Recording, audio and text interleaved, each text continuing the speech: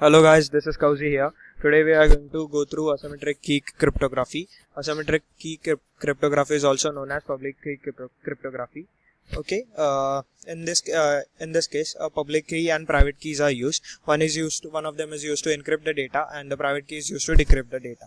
Okay, the keys are simply large numbers that have been paired together, which are not identical.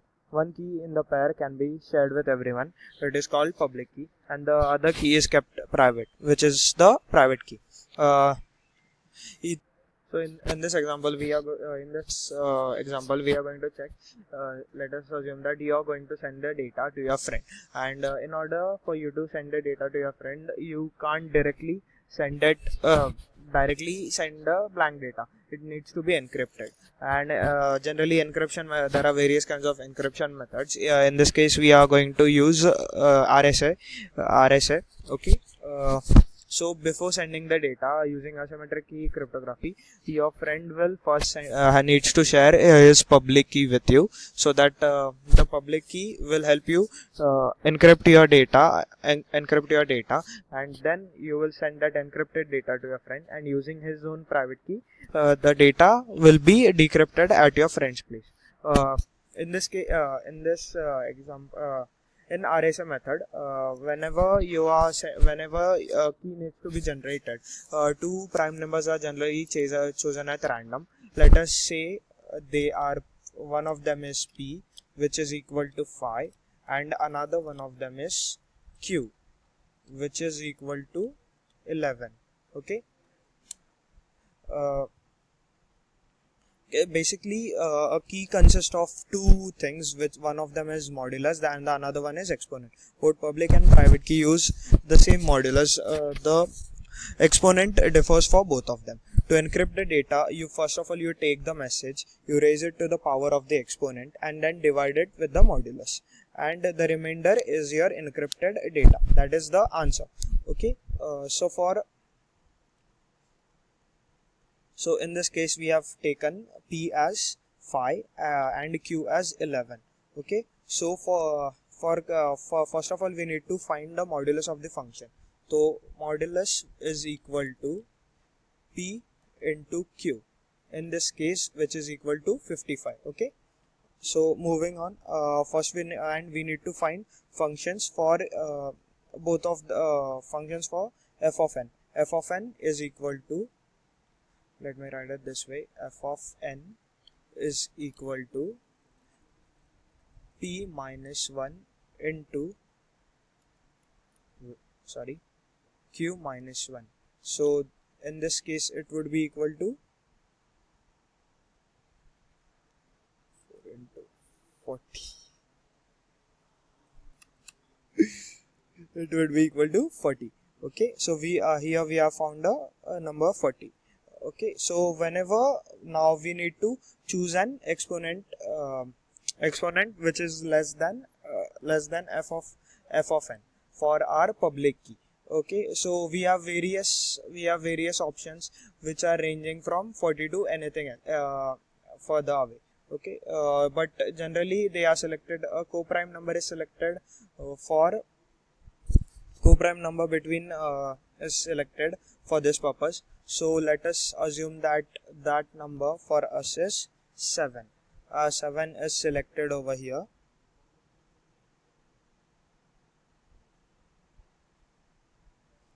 That is relative, the co-prime number is selected relatively prime to our function f of n. So we have chosen 7. Okay, so now our public key is 7, comma, our exponent, our modulus, exponent is 7 and modulus is 75. This is our public key. Okay. Now we need to find the corresponding private key. So in order to find the private exponent of private key, it is given this way: private key exponent into public key exponent is equal to, wait, mod f of n should be equal to 1. Okay, so this is the equation. Okay, so for our case we know the values. Let's just insert the values. Private key exponent into what is our public key exponent, which is 7, modulo 40 should be equal to 1. So this way, after solving the equation, you might get that private key exponent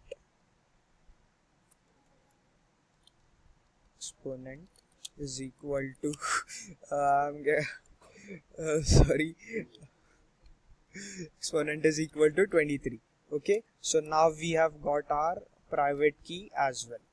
Okay, private key is equal to 23 comma 55.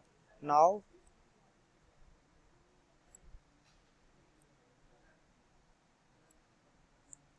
these are the values. Now we just need data to be encrypted and decrypted.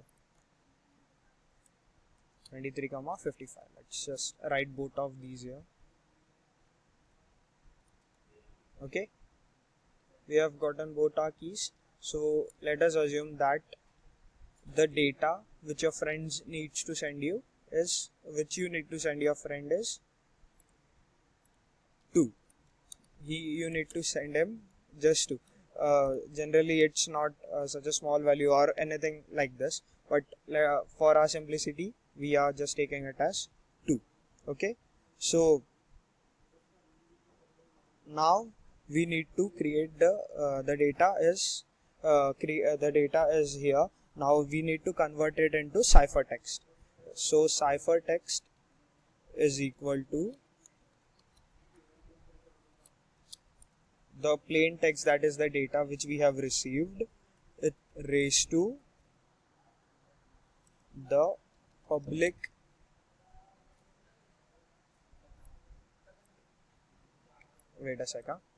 public public keys exponent. Okay, this mod n, which would be equal to, in our case, so ciphertext would be equal to 2 power 7 mod 55. So now we have got our ciphertext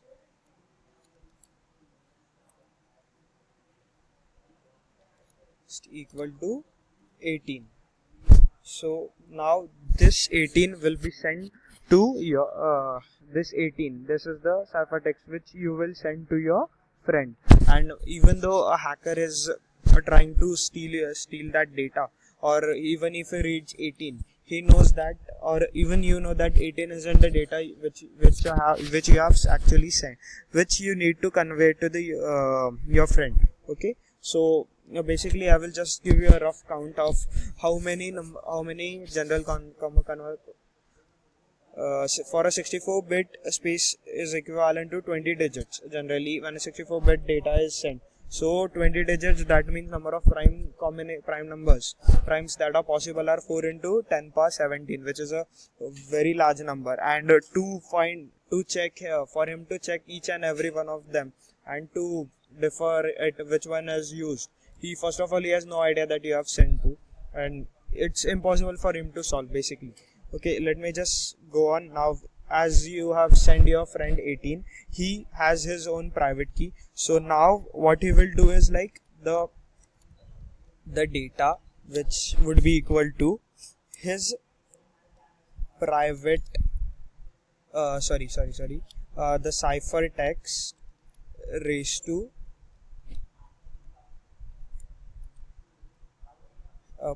private key exponent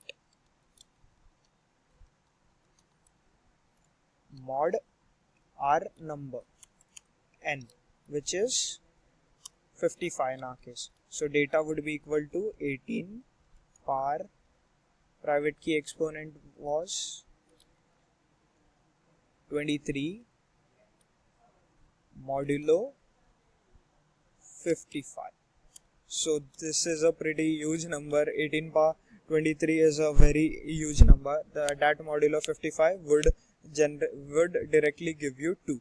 So this way you will get the data which your friend has sent, and this way you can send the data without any tension that a third party might get access to your data or any confidential information that you are sending. So that's it for asymmetric key cryptography. Thank you everyone. Bye bye.